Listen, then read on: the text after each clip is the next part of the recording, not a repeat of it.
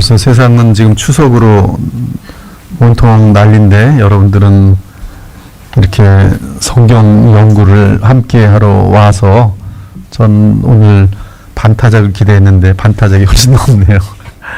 대단들 하십니다. 하여튼 정말 오히려 아무도 오지 않을 때 모셔서 말씀을 나눈다는 것은 더 많은 그 축복된 시간이 되지 않을까 싶습니다. 우리가 이 빌립보서, 에베소서, 골로새서 이제 이렇게 옥중서신 같은 것들을 다룰 때 이제 항상 지도를 기억하고 계시면은 도움이 많이 될 것 같아요. 여기가 아시아죠, 아시아. 마게도냐로 건너가는 거는 이제 여기 드로아에서 건너갑니다. 드로아에서 건너가서 첫 번째 만나는 마게도냐의 가장 중요한 도시가 빌립보입니다. 그리고 아들다시피 데살로니가 전후서 이런 것들이 교회에 세워지면서 이쪽을 향한 바울의 그러한 서신들이 있고요. 그리고 이제 이 마게도냐로 해서 아데네 쪽으로 그리스 쪽으로 연결되면서 그리스의 수도 아덴 사도행전 17장에 나오는 그런 내용들 아테네가 이렇게 연결되고 그다음에 이제 이 그리스에서 더 밑으로 내려가서 이제 에게 쪽으로 연결되면 이제 고린도 도시가 있고 그리고 거기서 이제 갱그리아에 이제 서원하고 그런 장소가 있고요. 섬으로는 이제 디도가 일했던 그레데 섬역이 있고요. 여기는 굉장히 악한 사람들이 많음에도 불구하고 바울이 보내서 이제 여기서 사역을 하는데 이때는 이제 바울이 로마에서 석방되고 나서 이제 이쪽에서 디도를 보내서 사역하는 그런 것들이 있고요. 그리고 여기 구브로 시프러스 라고 하는 이제 그 섬이 있는 것을 봅니다. 그래서 지금 일단 우리가 바울 서신을 좀 다루면서 골로새가 아시아 쪽에 있다는 거, 에베소가 아시아 쪽에 있다는 거, 그 다음에 이제 그 계시록의 7교회가 다 지금 이쪽에 아시아 쪽에 몰려 있다는 것을 기억하시면 될 거고요. 그리고 특히 이 지금 골로새, 빌레몬, 또 이 라우디게아, 히에볼리아 지금 이것들은 지금 우리가 곧바로 다루게 될 빌립보서 다음에 다루게 될 이제 골로새서, 빌레몬서 이런 것들이 되는데요. 빌립보가 여기 있고 그리고 이 골로새하고 빌립보의 거리 간격은 약 한 1,500m 정도가 됩니다. 1,500m. 그리고 에베소에서 골로새까지는 한 150km 정도 되는 그런 내용이 되겠어요. 이번에 이은규 집사님이 와서 계속 저한테 얘기하는 게 자기는 다 다녀봤는데 목사님 항상 성경을 너무너무 잘 전달해 주셔서 너무 고마운데 정말 자기가 부탁하는데 여길 계속 그냥 몇 달씩 다니면 성경을 볼 때 이게 그냥 그 현장을 다 볼 수 있다고 자꾸 얘기를 해서 좀 도전을 많이 받고 있는데요. 다녀오면 아무래도 다르겠죠. 다니면 아무래도 다르겠죠. 뚜렷하겠죠. 하여튼 지금 우리는 오늘 빌립보서를 다루고 에베소서를 다뤘어요. 에베소 달랐고 지금 이제 빌립보서하고 골로새서를 다룰 건데 이것이 이제 어떻게 차이가 나는지 그리고 이 빌립보의 에바브로디도 그 다음에 골로새의 에바브라 이제 이 사람들은 지금 동일 인물인지 다른 사람인지에 대해서 먼저 한번 이 빌립보서를 다루면서 지난번에 심층 연구 빌립보서 4장 이후로 넘어갔던 것 같아요. 그래서 심층 연구를 보면은 빌립보 4장 18절부터 보면은 여러분 페이지 어디 있는지 모르겠지만 그 빌립보서의 끝부분에 있어요. 그래서 심층 연구 빌립보서 4장 18절 거기 보면 이제 빌립보서 4장에 보면 에바브로 디도가 등장했는데 이 에바브로 디도를 통해서 지금 바울은 로마에 있습니다. 로마 감옥에 있어요. 사도행전 31장의 이태 동안 이 가택 연금으로 로마에 갇혀 있는 바울의 그 모습이 이 사도행전 28장의 마지막 절의 내용입니다. 이태 동안 그가 감옥에 갇혀서 자기를 찾아오는 모든 사람들에게 그리스도와 및 하나님의 나라를 전하였다라고 돼 있어요. 근데 그 로마에서 보낸 빌립보서에 에바브로디도가 빌립보의 사역자입니다. 그런데 에바브로디도가 빌립보에서 여러 가지 바울을 도와줄 그러한 물질을 가지고서 전달해 주는 내용이죠. 그래서 거기 내용에 보면은 4장 18절에 내게는 모든 것이 있고 또 풍부한지라 에바브로디도 편에 너희가 준 것을 받음으로 내가 풍족하니 이는 받으실 만한 향기로운 제물이요 하나님을 기쁘시게 한 것이라 이렇게 돼 있어요. 그래서 에바브로디도는 누구인가? 골로새서와 빌레몬서에 나오는 에바브라와 어떤 관계일까? 동일 인물인가? 다른 인물인가? 여기에 대해서 이제 그 신학자들이 다 여러 의견을 내고 있습니다. 같은 인물이다라고 보는 사람도 있고 다른 인물이라고 보는 사람들이 있어요. 이러한 가운데서 우리는 지금 정확하게 이 논리적으로 한번 생각해 볼 수가 있는 것이에요. 이 골로새서 빌레몬서 지금 여기에 있는 이 지금 에바브라 또 저기 빌립보 마게도냐에 있는 그 빌립보 교회의 사역자 에바브로디도 먼저 에바브로디도는 원어로 에파프로디투스라고 되어 있어요.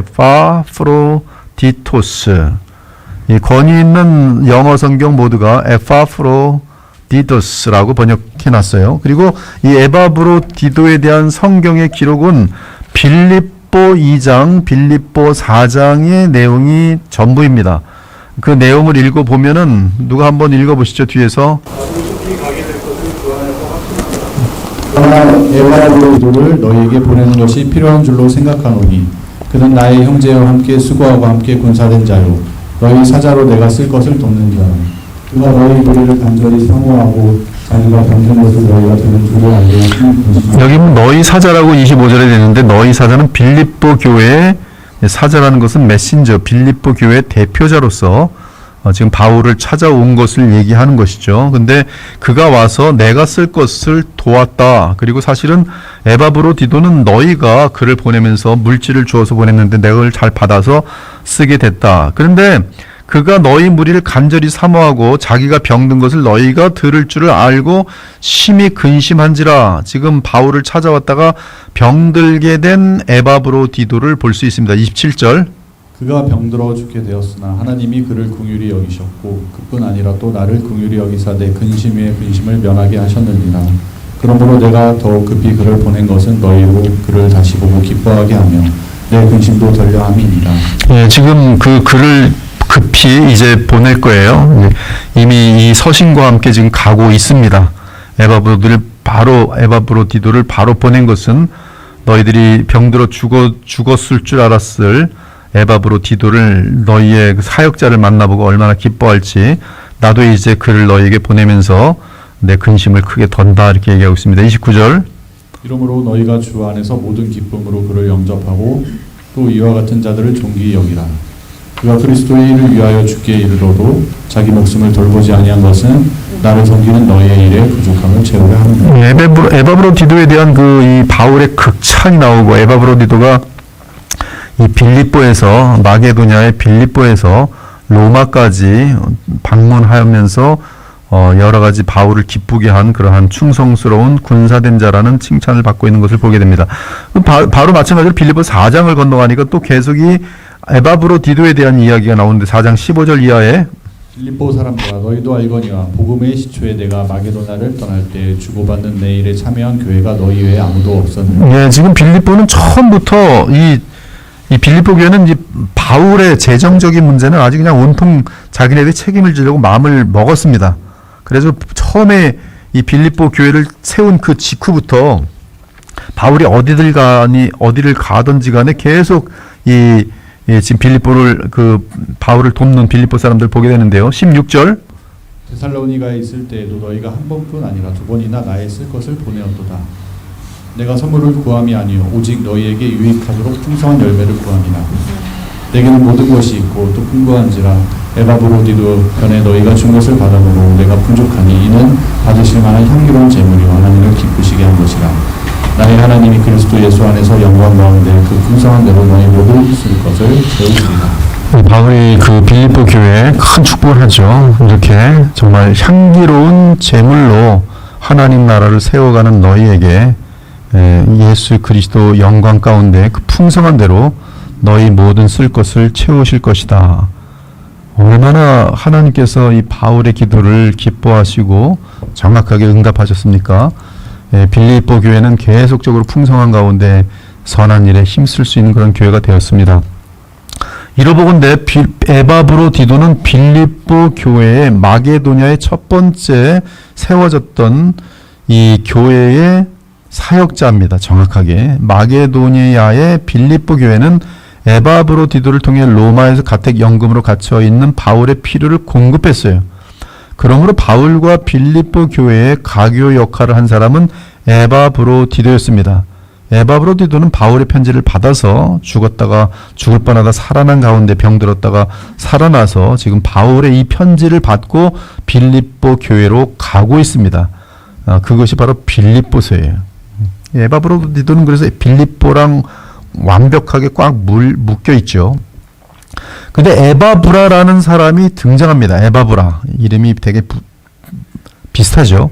심지어 영어로는 에바브로라고도 또 표현해서 에바브로디도, 에바브로 이렇게 하기 때문에 상당히 이제 더 많이 헷갈리는데요. 근데 이 에바브라라는 그 사람의 이름은 골로새서와 빌레몬서에 나옵니다. 즉 아세아 교회, 아시아 교회에 나와요. 빌립보는 마게도냐에 있는 교회입니다. 근데 에바브라는 원어로 에파프라스이고 영어는 에파프라스의 동일한 발음입니다. 헬라어 에파프라스와 헬라어 에파프로티토스는 헬라어로 볼 때는 이것의 사람 이름일 경우 단축형일 수 있습니다.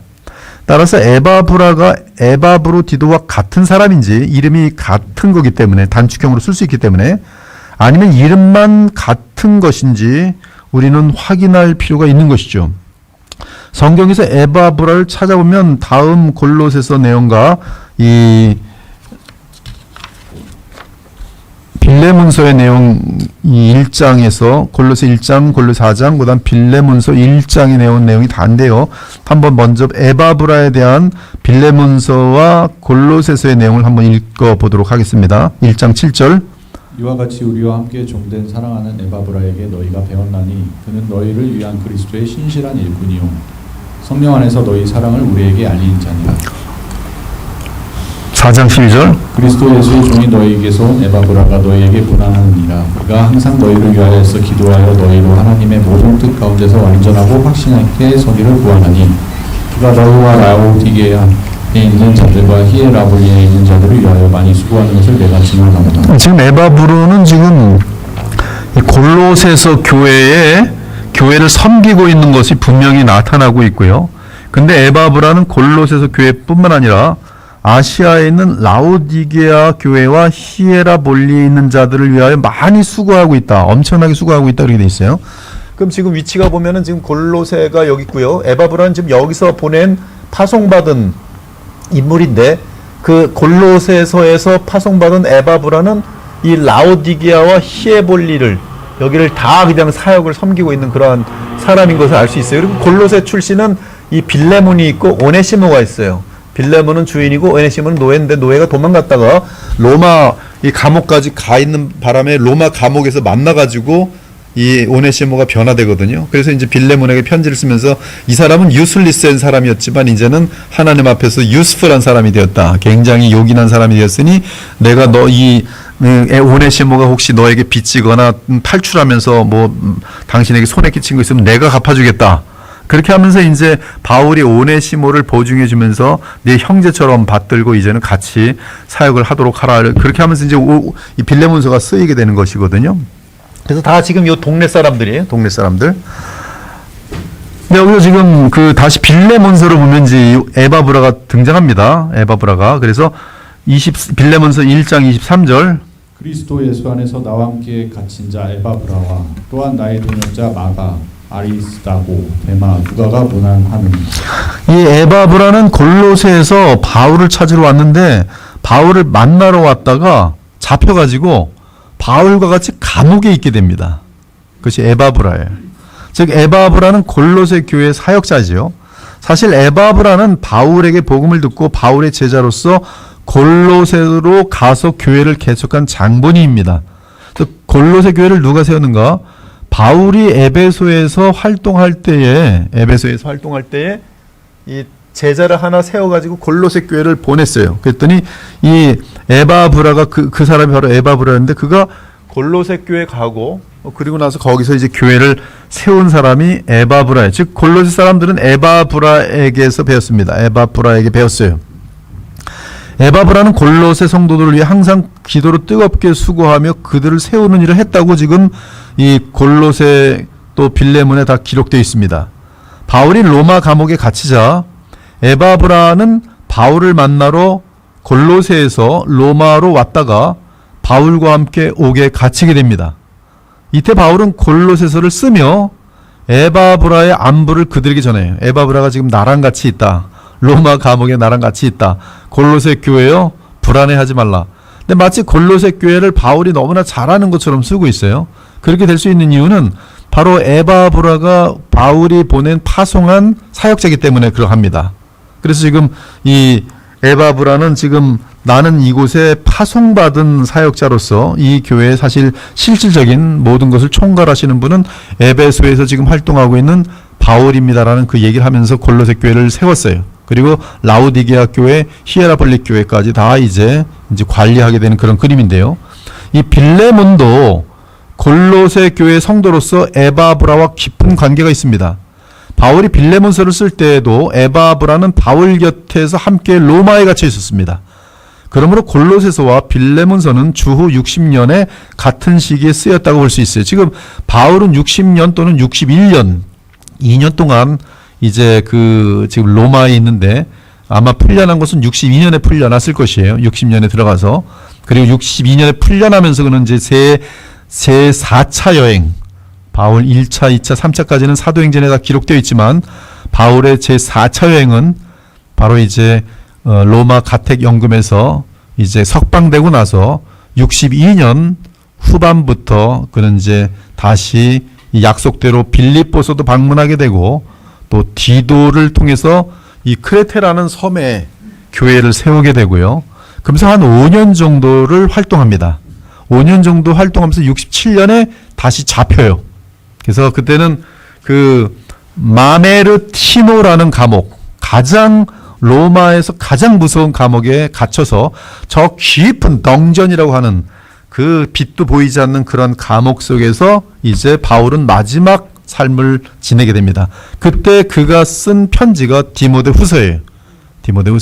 디모데후서는 바울의 마지막 유언입니다. 베드로후서가 베드로의 마지막 유언인 것처럼 디모데후서는 마지막 유언이에요. 그것이 이제 주후 67년에 이제 67년에 감금된 상태 속에서 디모데후서를 썼다고 봐야 돼요. 67년에서 68년 사이에.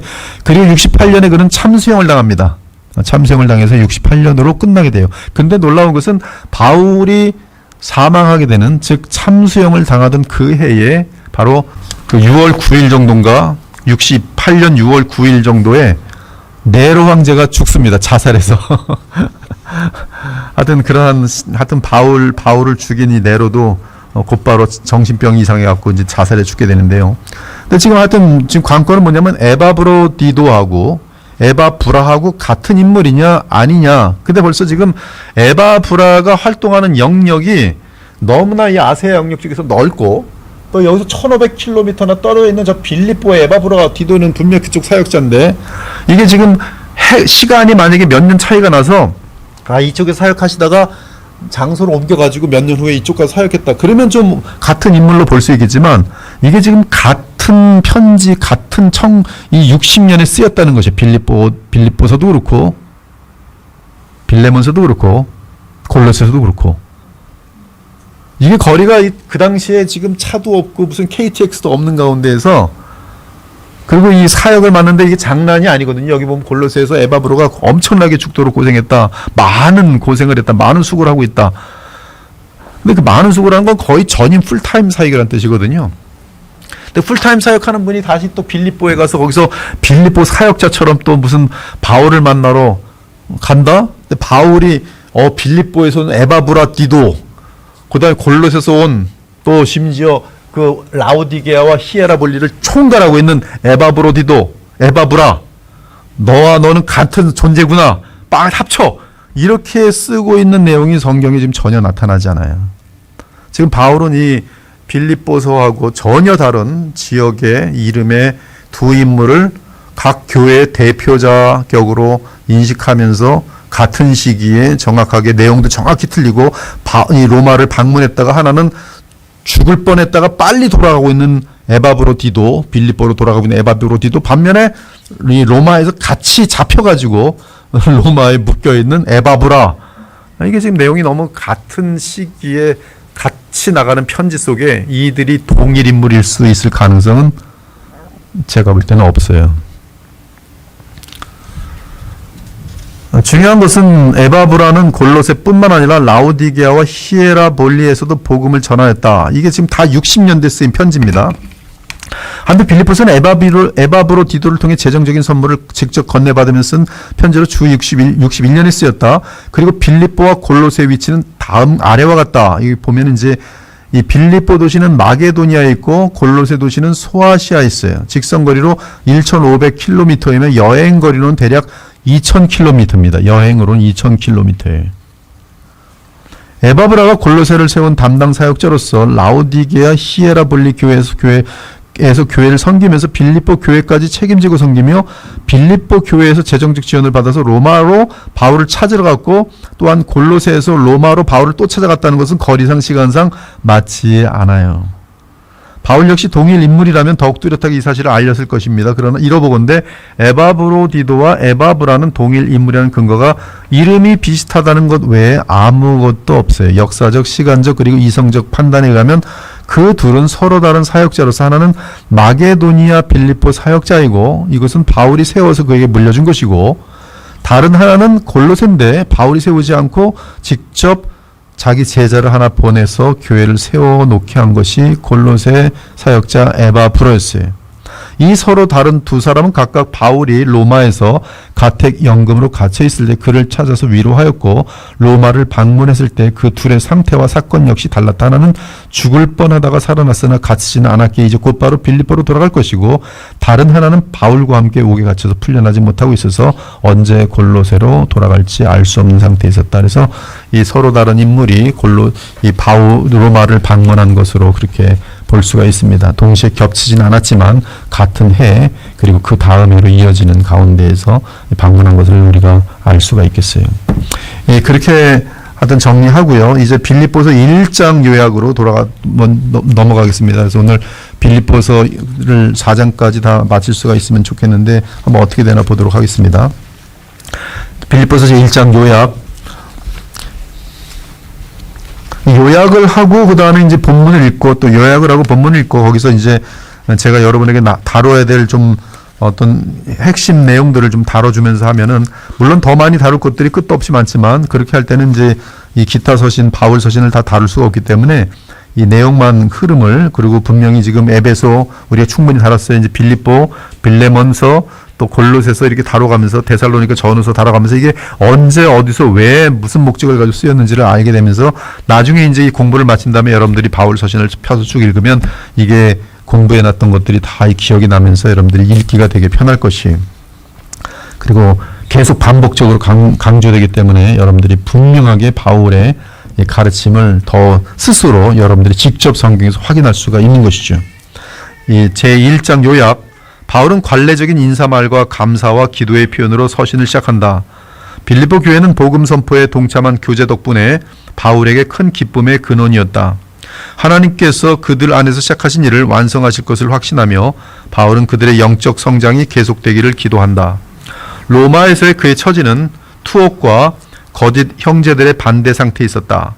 그럼에도 불구하고 오히려 복음은 진전되었다. 그는 모든 일이 잘 풀릴 것이며 심지어 빌립보 성도들을 다시 찾아갈 것이라고 확신한다. 62년에 풀려나서 이제 제4차 바울의 전도 여행 때 빌립보를 찾아갑니다.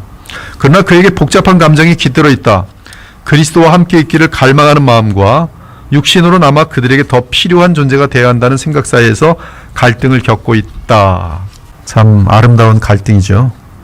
현재 그의 소망은 그가 그들과 함께 있든지 떨어져 있든지 그들이 복음에 합당하게 행하며 한마음 한뜻으로 복음을 위해 굳건히 서서 어떤 대적하는 자들이라도 그들을 흔들지 못하게 하는 것이다. 그들도 바울처럼 그리스도를 믿을 뿐만 아니라 그분을 위해 고난받는 영광을 누리고 있다. 바울은 복음을 위해 고난을 당하는 사실에서 위로를 받아야 한다고 강조한다. 예, 참 이 빌립보서를 잘 우리가 만약에 받아들인다면은 고난에 대해서 전혀 두려워하지 않는 모습으로 우리가 변화됩니다. 고난에 대해서 두려워하지 않는 모습으로, 특히 복음을 위해 고난당하는 것에 대해서 전혀 두려워하지 않고 하나님께서 얼마나 엄청난 역사를 일으키실 것인지에 대한 그런 기대와 확신을 가질 수가 있는 것이에요. 자, 1장 1절 자매님들 읽으시고 2절은 형제님들이 읽으시면서 이제 보도록 하겠습니다. 지금 보면 바울은 빌립보서를 쓸 때 디모데랑 같이 있었어요, 로마에. 그래서 이제 빌립보서에서 보면 에바브로디도를 빌립보에 보낼 것이고 디모데도 보낼 것이다라는 그런 내용이 나옵니다. 빌립보서 1장 1절 자매님부터 시작합니다. 시작. 그리스도 예수님의 종이나 바울과 디모데는 그리스도 예수님을 믿는 빌립보의 모든 성도들과 민족들과 지사들에게 하나님 우리 아버지와 주 예수 그리스도의 은혜와 평안이 함께 되기를 기도합니다. 너를 생각할 때마다 나의 하나님께 감사하며 그럴 때마다 항상 여러분 모두를 위해 기쁜 마음으로 간구합니다. 그것은 여러분이 처음 그리스도를 믿을 때부터 지금까지 복음을 전하는 행정으로 때문입니다. 지금까지 로마에 갇혀 있는 그때부터, 바울이 빌립보 교회를 세운 그때부터 지금까지 협력해 왔다. 대단하죠? 참 귀한 것이에요. 저도 지금 채플, 우리 지금 개혁복음주의에 여러분들도 잘 아시는 분이지만 조병용 권사님이란 분이 한 10년 됐나? 8년 됐나? 하여튼 10년 가까이 됐을 거예요. 더 됐는지도 모르겠어요. 하여튼 이 개혁복음주의가 세워진 그때부터 이 시작도 그분 때문에 시작됐고, 근데 지금도 지원해요. 매달. 그분의 지원이 없으면 지금 채플 같은 거 나오지 못합니다. 근데 계속, 그러니까 저한테는 지금 이 빌립보 교회 같은 사람이죠. 저도 편지를 똑같이 쓸 수 있어요. 처음으로 저를 만나서 예수 그리스도를 정확히 바로 아는 그때부터 시작하여 지금까지 변함없이 복음을 전하는 일에 협력해 주셔서 감사합니다. 그래서 그분이 치과 의사잖아요. 평생 치과 의사 잘 돼요. 자신도 알아요. 그러니까 이게 확인이 되니까 서로 하나님 나라 위해서 같이 뜻을 모으는 것이죠. 자, 6절. 하나님께서 이 빌립보의 선한 일을 시작하셨습니다. 6절 시작. 여러분 가운데 선한 일을 시작하신 하나님께서 그리스도 예수님이 다시 오시는 날까지 그 일을 완성하실 것을 나는 확신합니다. 내가 자칫이나 복음을 명하고 증거할 때에도 나와 함께 하나님의 은혜를 받고 동생이여 여러분을 내가 나와 생각하는 것을 하나님이다. 네, 하나님 나라를 같이 세우시면서 평생 영원히 아름다운 관계가 되는 것이 뭔지 아십니까? 그것은 뭐냐면 같이 고생하는 거예요. 같이 고생하는 면이 없으면 절대로 참된 영원한 그런 어떤 보람을 찾을 수 없습니다. 놀고 지내고 웃고 그것 친한 것 같지만요, 아무것도 안 남아요. 그러나 같이 영원한 하나님 나라 복음을 위해서 고생한 것들은 영원히 남습니다. 여기 오면 나와 함께 고생해온 여러분, 내가 늘 마음속에 생각하는 것은 당연한 일입니다. 8절 시작. 내가 예수 그리스도의 신정으로 여러분을 얼마나 그리워하는지는 하나님이 내 증인이십니다. 나는 내 사랑이 지식과 깊은 통찰력으로 점점 성장하여서 여러분이 지극히 선한 것을 분별하고 그리스도께서 오시는 날까지 소멸하고 소망치 살며 예수 그리스도를 위해 내 영예를 하여 하나님의 영광과 찬송이 되기를 기도합니다. 네, 여기 보면 참 바울의 기도가 얼마나 분명한 복음의 시작과 목적과 그 과정들을 다 표현하고 있는지. 지금 보면 사랑, 지식, 통찰력, 그것이 풍성하기를 기도하고 있어요. 그러면 10절에 보니까 분별력. 이 시대 정말 필요하죠. 정말 예수 그리스도 없는 교회 지금 너무나 많습니다. 거기 가서 뭐 하고 있는지 모르겠어요. 여러분이 지극히 선한 것을 분별하고 이 지극히 선한 것을 붙들고 있는 사람들의 특징은 뭐냐면 순결한 성품과 흠없는 삶. 예수님 믿는다고 하면서 더러운 성품, 음란한 마음, 그건 지금 말이 안 되는 거예요. 과거엔 그럴 수 있어도 계속 변화되고 있어야죠. 그것이 변화되고 있는 그것이 지금 기도의 역사고 같이 기도해야 하는 내용들이고요. 그리고서 이 흠없는 삶, 순결하고 흠없는 삶은 11절에 보니까 예수 그리스도를 통해 반드시 언제나 열매는 예수 그리스도로 말미암아 열리게 되는데 의의 열매가 가득하다. 즉 착한 일들, 많은 선행들. 근데 그것이 의 열매가 또 성품들, 그 선한 일들과 성품의 열매가 가득할 때 그리스도께 영광이 되고 요한복음 15장에 보면 무엇보다 하나님의 영광과 찬송이 된다. 그걸 기도하고 있어요. 그러니까 이러한 것들은 우리가 이제 외워가지고 같이 기도를 하면 그분의 기도는 이제 상당히 고상해지죠. 근데 이러한 것들을 기준으로 잡지 않으면 우리의 기도는 어떻게 하냐면 저놈 저거 망하게 해주시옵소서. 이런 기도 한다든지 자기 욕심을 채우는 기도를 하게 되고. 그러나 이런 기도, 바울의 기도를 보면 완벽하게 이 세상 것들은 다 내려놓은 가운데서 정말 하나님이 원하시는 복음을 통해 이루시고자 하는 그 목적을 정확히 갖고 있기 때문에 자기에게도 그런 기도를 하겠지만 자기와 관련된 모든 기도를 성도들 향해서 이렇게 기도하는 것을 지금 발견할 수가 있어요. 그러니까 여러분들이 이러한 기도를 같이 드리고 있다면 이 기도를 하나님이 얼마나 기뻐하시겠습니까? 그럼 여러분들에게는 분별력이 생기고 지식도 생기고 사랑이 생기고 통찰력이 생기고 그러면서 순결하고 흠없는 삶이 되고 그런 성품이 되고 의의 열매가 가득하면서 하나님의 영광이 나타나면 거기에 나타날 복음의 능력들과 역사는 어떠할지 볼 수 있는 거 아니겠어요? 12절 형제 여러분, 내가 당한 일이 오히려 복음을 널리 전하는 일에 큰 도움이 되었다는 사실을 잊지 마십시오. 이 내용은 뭐냐 하면은 이 내가 당한 일은 로마 감옥에 갇힌 일이고요.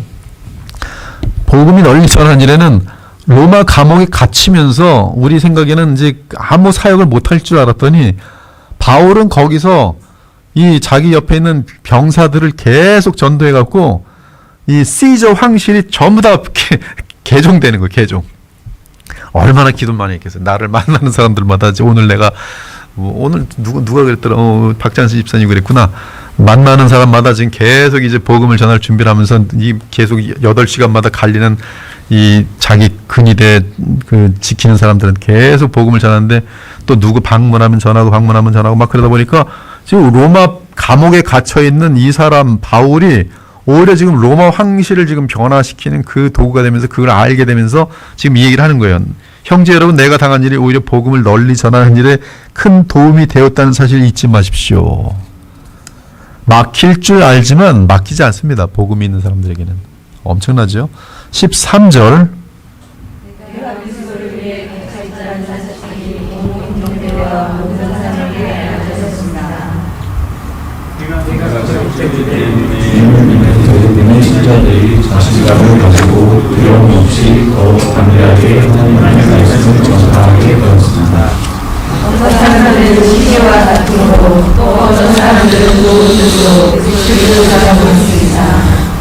좋은 뜻으로 전하는 사람들은 내가 복음을 변화하기 위해 유명하다는 것을 알고 사랑으로 그리스도를 전하고 있습니다. 전하는 내용은 계속 그리스도를 전하고 있다고 그러고요. 그리스도를 전하는 것이 신자입니다. 그리스도를 전하는 것이 교회예요. 다른 거 전하는 거 아닙니다. 그리스도를 전하는 거예요. 그것 하기 위해서 우리가 신자가 되었고 교회를 세운 것입니다. 17절 그러나 어떤 사람들은 순수한 동기로 그리스도를 전하지 않고 갇혀있는 나를 더 괴롭힐 생각으로 이기적인 야심에서 그리스도를 전하고 있습니다.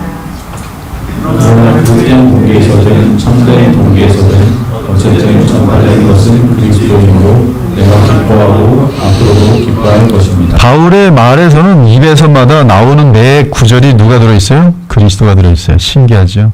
그리스도를 전하는 19절 나는 여러분의 기도와 예수 그리스도의 생명의 동심으로 나에게 일어난 일이 내게 내 구원이 될 것을 알고 있습니다. 예, 지금 이제 바울은 내가 이번에 이번 이 감옥에 갇힌 사건으로는 죽진 않을 것이다. 왜 여러분이 지금 기도하고 있고 성령께서 그리스도의 영께서 나를 도와주고 계신다. 확신하고 있습니다. 20절. 나의 온전한 기대와 소망은 내가 어떤 일에서도 부끄러움을 당하지 않고 전과 같이 지금도 큰 용기를 가지고 살든지 죽든지 언제나 그리스도를 높이는 것입니다. 네, 좀 신기한 거는 지금 이 표현을 지금 너무나 많은 교회들은 하나님의 영광이라고 이렇게 표현을 해요. 우리가 하나님의 영광을 높이는 것을 반대하지 않습니다. 근데 빌립보서 2장에 보면 하나님의 영광은 그리스도를 높이는 데서 하나님이 영광 받으신다는 사실을 우리 편에서는 놓치면 안 되는 거예요. 그것이 구약과 신약의 차이입니다. 그러니까 지금 바울은 하나님을 높입니다라고 왜 표현 못하겠습니까? 그러나 살든지 죽든지 언제나 그리스도를 높입니다. 이것이 지금 성경의 표현이라는 거죠. 우리가 신약을 버릴 것이 아니면 이런 것들을 눈여겨 배워야 되는 것이죠. 성경 그대로. 사람의 둘째 아담으로 오신 그리스도를 높임이 이 교회에 지금 너무 없어요. 우리 교회는 지금 충만하지만 이 땅의 교회들이 그리스도를 놓치고 있는 것이죠. 그러니까 복음의 능력이 나타나지 않죠. 성결하고 거룩한 삶이 가능하지가 않은 것이. 계속 이 바울이 얼마나 그리스도와의 연합, 그리스도만 생각하고 있는지 그에게 그리스도인은 실제 사람입니다. 사람이면서 하나님이세요. 21절.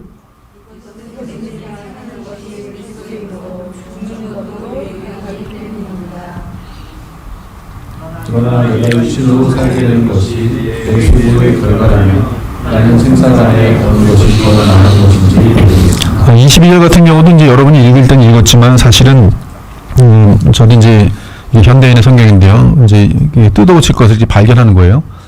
22절을 저도 여러 번 읽어봤어요. 그러나 내가 육신으로 살게 되는 것이 내 수고의 결과라면 뭔 말이지?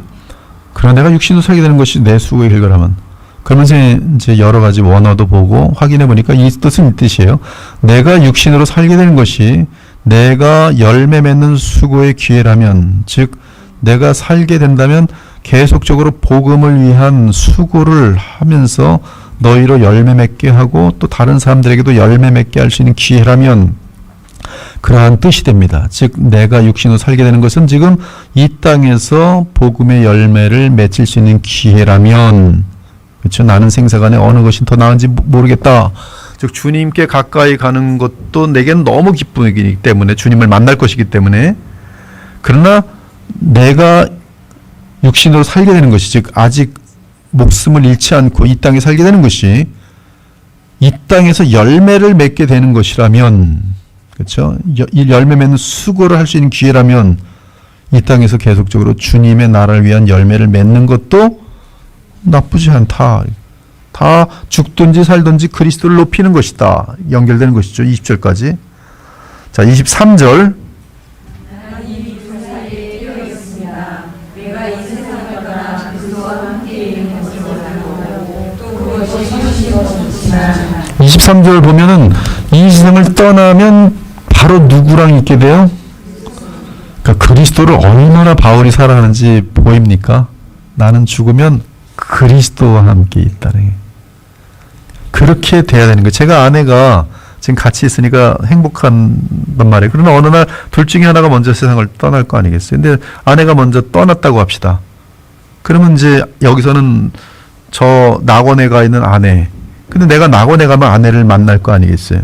동일한 느낌이에요. 근데 바울에겐 지금 그것이 예수님께 동일한 마음을 갖고 있는 거예요. 그러니까 저는 이제 아내를 만날 생각도 크고 동시에 바울에게 배워서 그리스도를 만날 생각이 그 기대감도 커야죠. 그러면 내가 빨리 이제 아내가 없다고 전제해서 이제 혼자 산다고 가정합시다. 그럼 기도를 이렇게 여러분에게도 얘기해서 제가 빨리 죽어서 아내 있는 곳으로 가고 또 그리스도를 만나는 것이 훨씬 좋지만 여러분에게 아직도 할 일이 남아 있으니 여기에 있어야 빨리 죽는 게 좋은 건지 빨리 가는 저기 좀 더 남아서 여러분들에게 있는 게 좋은 건지 모르겠습니다. 지금 바울이 그렇게 표현하고 있는, 굉장히 리얼하게 이 세상을 떠나 그리스도와 함께 있는 것을 원하고 또 그것이 훨씬 더 좋지만 여러분을 위해 내가 이 세상에 계속 머물러 있는 것도 더욱 필요합니다. 25절.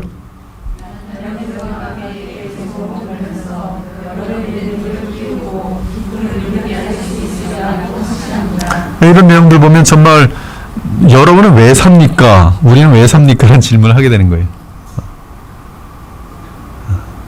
바울은 지금 얼마나 사랑을 만드는 것 외에는 다른 데 관심이 없습니까? 같이 고생하고 같이 너무나 보고 싶다 그러고 내가 너희를 얼마나 보고 싶어 하는지 하나님이 증인이라 그렇게 말하고, 바울이 이 논리적으로 아주 완벽하거든요. 근데 또 바울이 갖고 있는 그 사랑은 너무 커요. 너무 큽니다. 칼빈에게서도 그런 게 보여요. 칼빈도 기독교 강의 같은 데 보면 이 원수들과 싸울 때 그 투쟁하는 그 모습은 엄청난데, 반면에 그가 또 이 주님의 양떼들과 주의 성도들을 향하여 남겨놓은 글들을 보면 거기에 어마어마한 그리스도의 사랑이 그대로 담겨 있어요. 그것이 참된 예수님을 닮아가는 지도자상, 아버지의 모습도 그래야 될 것이고요. 교회 목사도 그래야지 귀중한 것이, 비진리와 이단들과 또 이 죄악이 틈타면서 게을러지고 악화해지는 것들에 대해서 엄중하면서도 그러나 또한 그들에게 유익이 되게 하기 위해서 그리스도의 사랑을 가지고 오래 참고 용서하고 또 기회를 또 주고, 그러한 이제 목회자가 될 때 바울을 닮아가는 그러한 모습이 되겠죠. 바울은 그리스도를 또 닮아 있는 모습이고요. 그러니까 우리에게 코디들도 이제 이러한 모습들을 닮아가게 됐죠. 26절입니다. 시작. 그래서 내가 다시 여러분에게로 가느냐 나 때문에 그리스도 예수님 안에서 여러분의 감사의 기쁨이 넘칠 것입니다. 신기하죠. 계속 강조죠. 그리스도 예수님 안에서, 그리스도 예수님 안에서, 그리스도 예수님 안에서. 그리고 이제 지금 바울은 알고 있어요. 내가 다시 여러분에게 가게 될 것이다. 그리고 실제로 2년 후에 그는 풀려납니다. 내가 너희에게로 가게 되면 여러분의 감사의 기쁨이 그리스도 안에서 나 때문에 넘칠 것이다. 27절.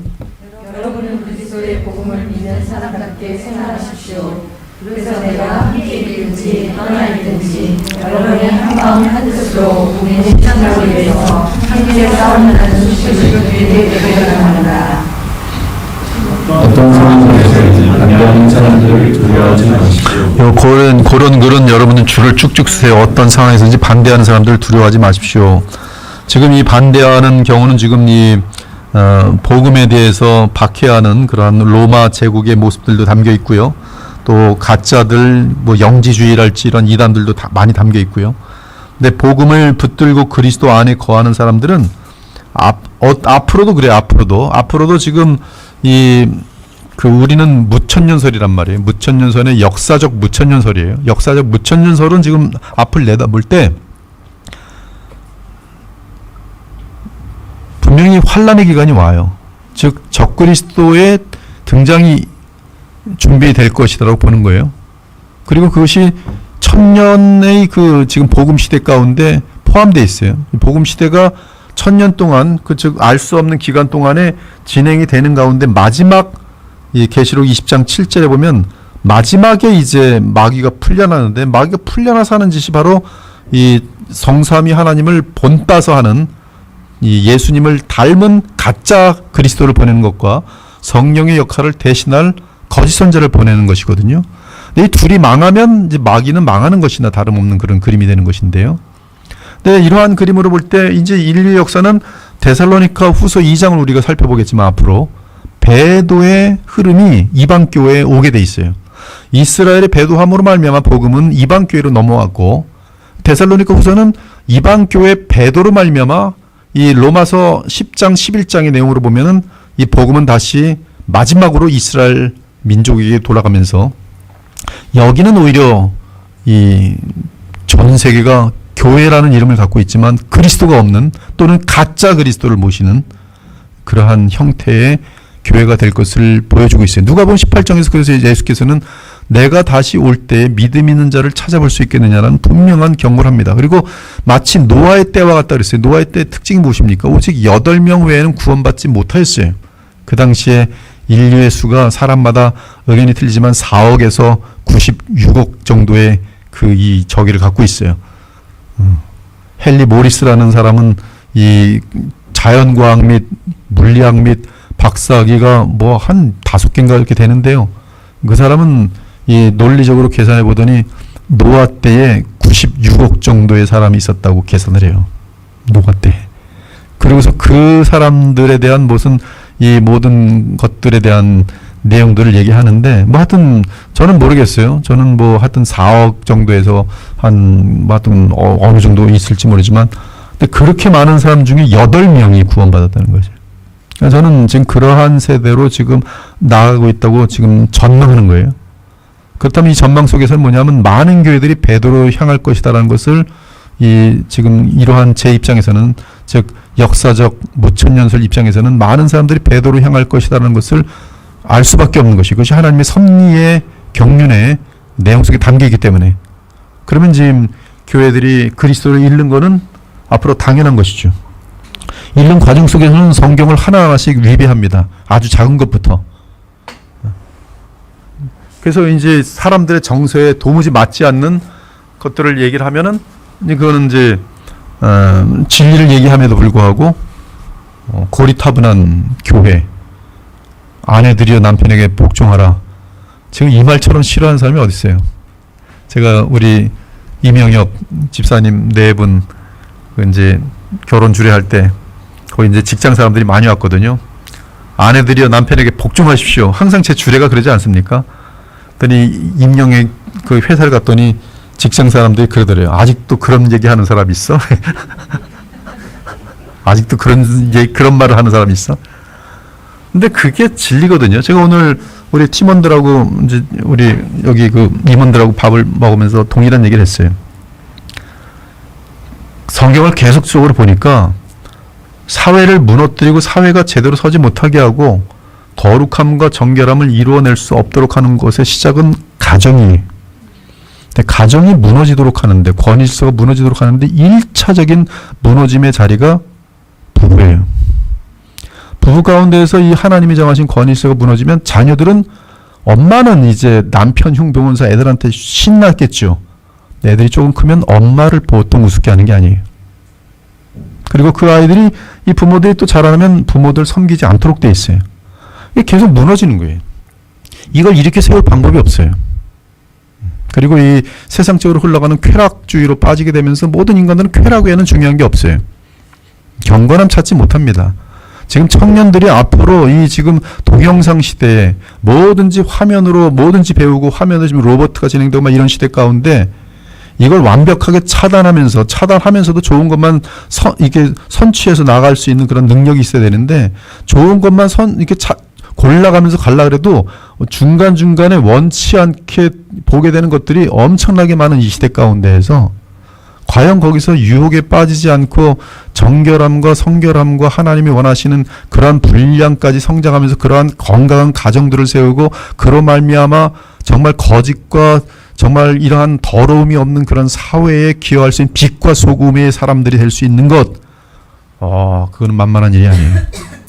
그거는 복음의 능력으로 하나님 말씀에 철저하게 교회 중심으로 살아가지 않는 한 계속 쓰러질 수밖에 없을 것이. 이 청년들이 그 청년들 다음 세대도 그렇고요. 지금 저도 손주들이 있지만 이 아이들을 어떻게 지금 지켜내야 될까.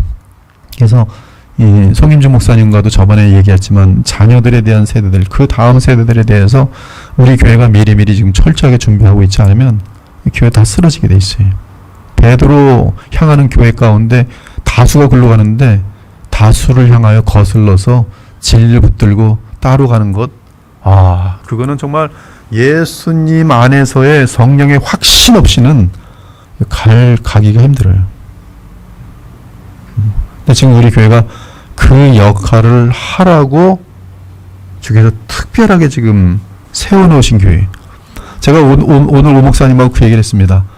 우리 교회는 지금 사단법인이라 정부가 박해하기가 쉽지 않을 것이다. 교단을 하나 없애버리는 건 쉬워요. 근데 사단법인은 지네들이 허락한 거거든. 사단법인 허물면 다 허물어야 되거든. 종교 자체, 모든 종교를.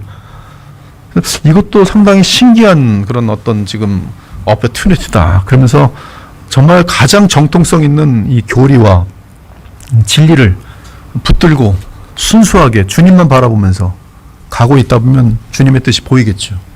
그것이 지금 이 교회가 지금 하나님께서 섭리 가운데 지금 세워놓고 있는 그런 교회라고 봐요. 여기에 동참하는 사람들, 보통 초승된 사람들이 아니죠.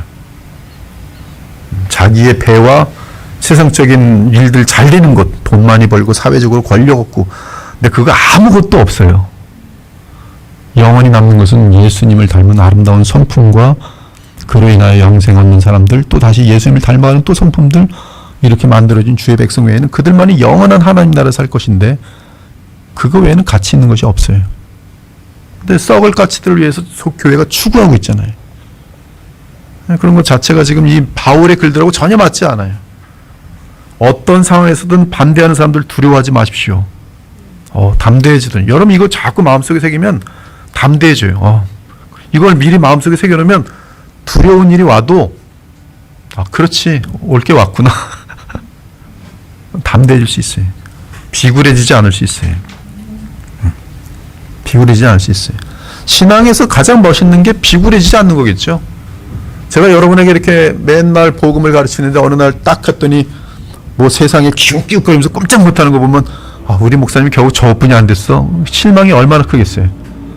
근데 복음의 정신대로 가르쳤는데 어느 날 그런 위기가 왔는데 뚝 하고 끝까지 정말로 두려워하지 않고 딱 하면 그때 여러분이 참된 주의 종을 바라볼 때 그 존경심과 그와 함께 달려가고자 하는 마음은 얼마나 크겠어요. 그게 바로 바울과 그와 관련된 사람들이, 바울과 그와 관련된 사람. 그러니까 빌립보 사람들이 바울을 보는데 조금도 세상에 굴하지 않는 거예요. 감옥에 갇혀도 조금도 굴하지 않는 거예요. 그러니까 와서 찾아가는 거고 만나러 가는 거고 거기서 몇 안 되지만 또 받아서 또 퍼뜨리는 거고. 앞으로 박해는 어떤 모습으로 펼쳐질지 몰라요. 이미 뭐 대한민국은 지금 좀 안전한 곳에 있지만 이슬람 제국의 모든 곳에는 지금 뭐 기독교가 받는 박해라는 것은 이루 말할 수가 없어요. 또 이 중국 같은 데, 차이나 같은 데서는 뭐 기독교에 대한 이 시진핑의 박해는 벌써 시작된 지 오래됐어요. 뭐 성경 자체를 다 갈아엎으려고 그러고 지금 다 시진핑으로 이름을 다 바꿔버릴 정도로 지금 무서운 일들을 하고 있으니까요. 그러니까 중국 성경이, 중국 시진핑 성경이. 우리는 이 어떤 상황에서든 반대하는 사람들을 두려워하지 않아야 돼. 지금부터 그걸 훈련해야 됩니다. 이제 이런 훈련을 하면 이제 순교할 수 있는 사람들이 나오는 거죠. 영광 중에 영광이죠. 자, 28절 계속 읽습니다. 시작. 어떤 상황에서든 시작. 어떤 상황에서든 반대하는 사람들을 두려워하지 마십시오. 그것은 하나님께서 여러분에게 주시는 구원의 표가 되며 반대하는 사람들에게는 멸망의 표가 됩니다. 그들을 위해 여러분에게 은혜를 주신 것은 그분을 믿는 뿐만 아니라 그분을 위해 고난도 받게 하기 위함이니. 네, 이런 말씀들이 지금 쾌락주의와 인디비주얼리즘, 개인주의와 그 다음에 실용주의에 빠진 청년들과 아이들에게 이게 와닿겠습니까? 고난을 받게 하기 위한 것입니다. 저도 처음에 믿음이 굉장히 연약하고 이제 믿음을 처음 가지려고 할 때 이제 저는 모태신자입니다. 뱃속에서부터 교회를 다녔어요. 그리고 이제 평생 제가 미국에 갔을 때 몇 살까지인가 한 번도 주일 성수를 어긴 적이 없어요. 그것이 저의 셀프 라이처스였어요. 나중에 볼 때 그게 허물어뜨립니다. 하나님께서 완전히 허물어뜨리시는데, 근데 이 처음 예수님을 바로 이제 1985년도에 이제 복음을 로마서를 공부하게 되면서, 그러니까 성경을 공부를 전혀 안 했던 거예요. 교회는 다녔는데 주일학교 교사도 했습니다. 교사도 하면서 아이들이 뭐 선생님한테 담배 냄새나 그러면 그게 멋있어요. 그때 대학교 한 3학년쯤 되는데 담배 냄새 탁 피면서 이래 나한테 날게 나겠지. 그래서 주일학교 교사를 이제 열심히 하면서 맨날 스토리만 하는 거죠. 이야기만 하는 거죠. 재미난 얘기들 하면 돼. 근데 무슨 단어가 제일 싫었냐면 복음을 처음에 접하면서 고난이란 단어. 진짜 싫더라고요. 왜 예수님 믿으면 왜 고난이야. 근데 어딜 펴든지 간에 고난이 나오는 거예요. 그 기간이 굉장히 오래 갔어요. 고난이 싫은 게. 싫어요. 근데 믿음을 정상적으로 갖기 시작하게 되면서는 고난이 축복이에요. 고난 없이는 절대 사람 만들어지지 않더라고요. 사람이 좀 됐다 하면 항상 보면 고난받은 사람이, 그 고난을 믿음으로 통과한 사람들이, 그들은 이 도약해, 믿음이 도약합니다. 특징이. 그러니까 여러분들이 이 어려움이 닥칠 때 두려워할 필요가 없는 것이, 이 어려움을 주님 손잡고 통과하면 도약돼 있어요. 예수님을 닮은 사람이 돼 있고 보는 눈이 틀려요. 사람을 다 동기를 읽을 수 있어요. 고난 받게 하기 위한 것이. 그 고난을 두려워하지 마시죠. 앞으로는 더더욱 고난을 두려워할 이유가 없어요. 큰일 납니다. 고난 두려워하면 신앙생활 못해요. 30절 시작.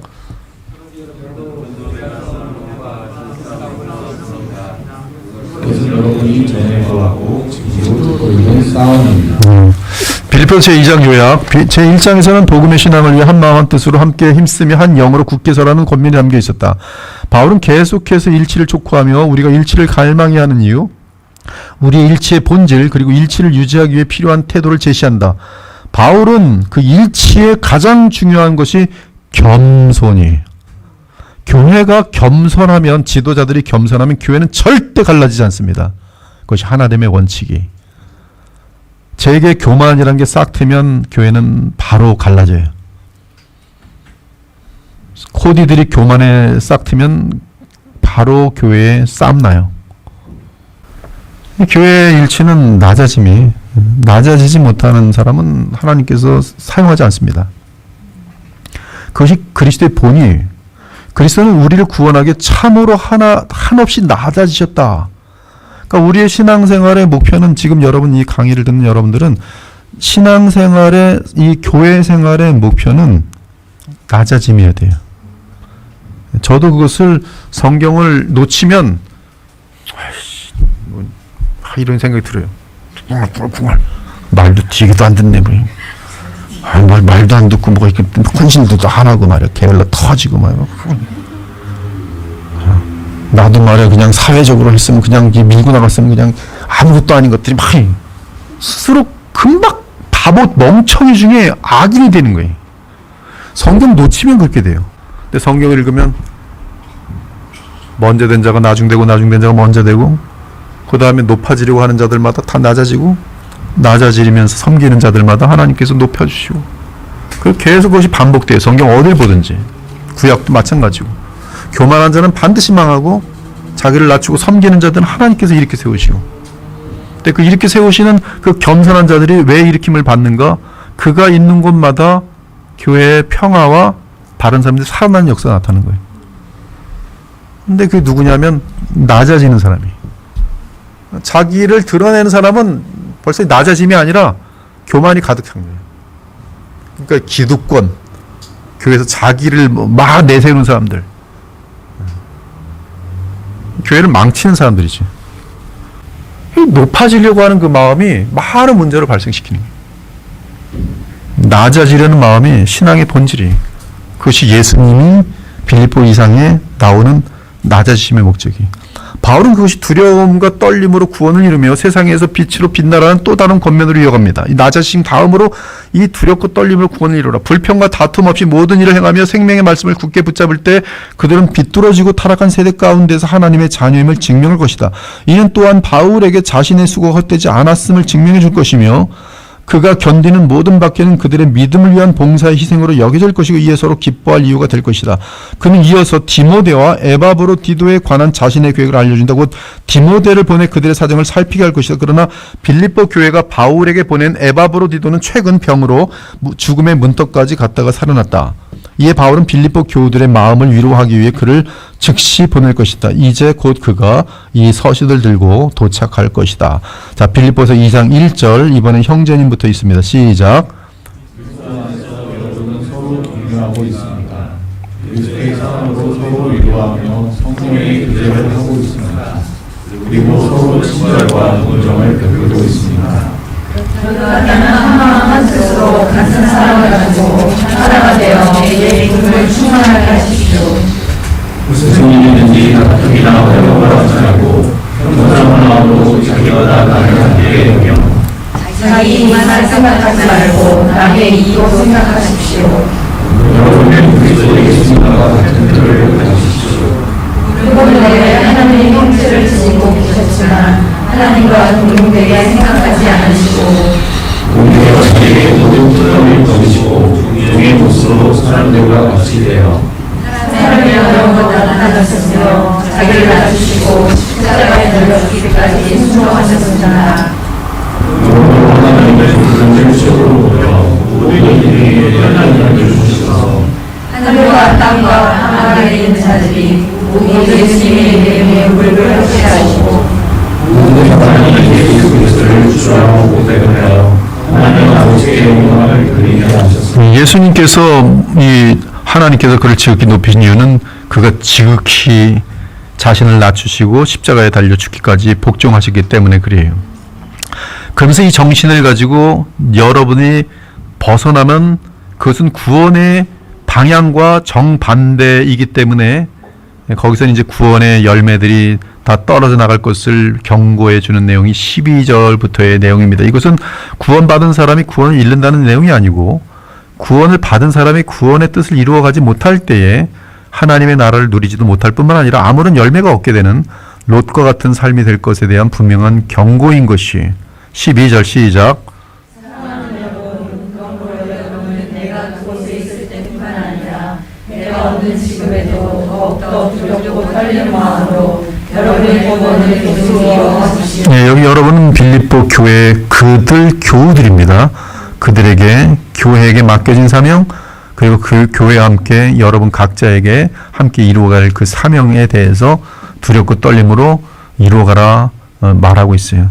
정말 무슨 하나님께서 우리에게 일을 맡기셨는데 그 일을 제대로 하지 못했을 때 주인의 입장에서는 얼마나 이 서번트 종이 답답하고 한심하겠습니까? 어떻게 영광을 주겠습니까?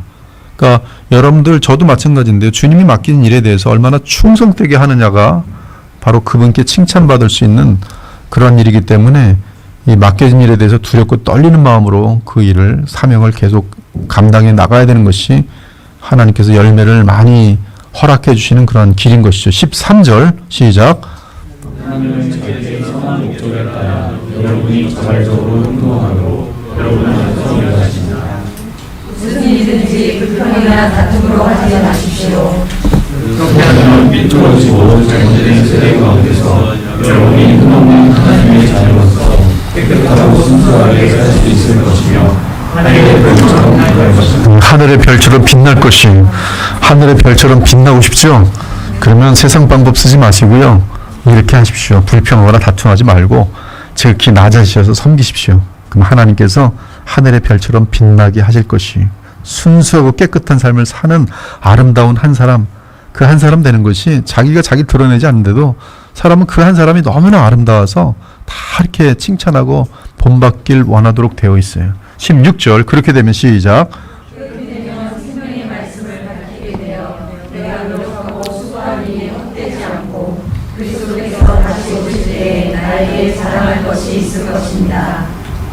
너의 인생의 인생과 성기 위에 내가 존재로 부어준 자로 해도 나는 기뻐하고 여러분도 함께 기뻐할 것입니다. 여러분을 위해서 내가 생명을 다 잃어도 여러분들이 이렇게만 되어진다면 나는 기뻐하고 기뻐한다는 그 뜻이. 그러므로 여러분도 기뻐하고 나와 함께 기뻐하십시오. 19절